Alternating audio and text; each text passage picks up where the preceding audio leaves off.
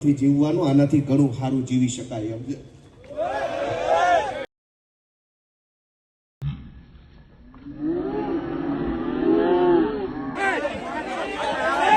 બધા મિત્રો પોતાની જગ્યાએ બેસી જાય।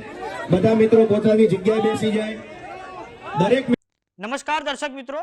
હાલમાં જામનગરથી ખૂબ મોટા સમાચાર એ સામે આવ્યા છે કે વિસાવદરના ધારાસભ્ય ગોપાલ ઇટાલિયા પર જૂતું ફેંકવામાં આવ્યું છે અને આ પછી જે છે સમર્થકો દ્વારા આજે જે વ્યક્તિએ જે જૂતું ફેંક્યું છે તેને બરાબર માર મારવામાં આવ્યો છે અને પછી ગોપાલ ઇટાલિયા દ્વારા ગુહાર લગાવવામાં આવી છે કે શાંતિ રાખો, શાંતિ રાખો। આમ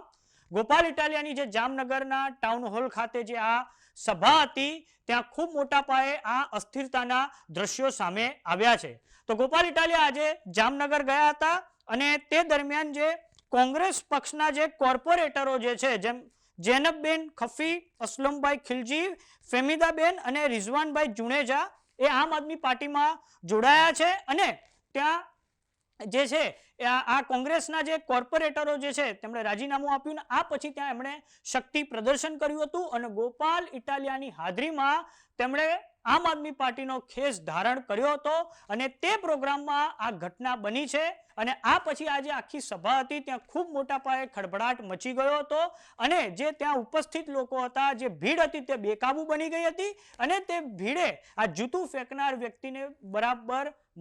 માર્યો છે અને આ પછી ગોપાલ ઇટાલિયાએ ત્યાં ગુહાર લગાવી પડી હતી, પુકાર કરવી પડી હતી કે એ વ્યક્તિને ના મારો, શાંતિ જાળવો અને આ પ્રોગ્રામમાં ધારાસભ્ય હેમંત ખવા પણ હાજર હતા। આમ હાલમાં સૌથી મોટા અપડેટ સામે આવ્યા છે કે ધારાસભ્ય ગોપાલ ઇટાલિયા પર જામનગરમાં આ જૂતું ફેંકવામાં આવ્યું છે અને આ પ્રોગ્રામ એટલે કરવામાં આવ્યો હતો કેમ કે કોંગ્રેસ પક્ષના જે વર્તમાન કોર્પોરેટર જે છે તે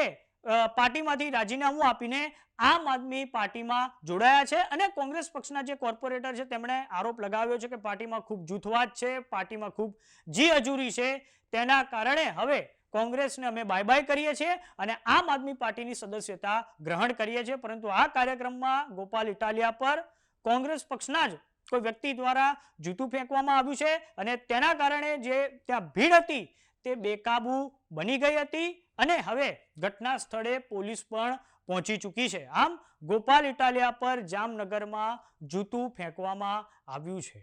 તો આ બાબતે આપનું શું માનવું છે અમને કોમેન્ટ બોક્સમાં લખીને જરૂર જણાવો। જો તમે અમને યુટ્યુબ પર જોઈ રહ્યા તો સબસ્ક્રાઇબ કરો, જો તમે અમને ઇન્સ્ટાગ્રામ અને ફેસબુક પર જોઈ રહ્યા તો ફોલો કરો, સાથે જ અમારી વોટ્સઅપ ચેનલ આવી ગઈ છે, જોઈન કરવાનું ના ભૂલતા। નમસ્કાર।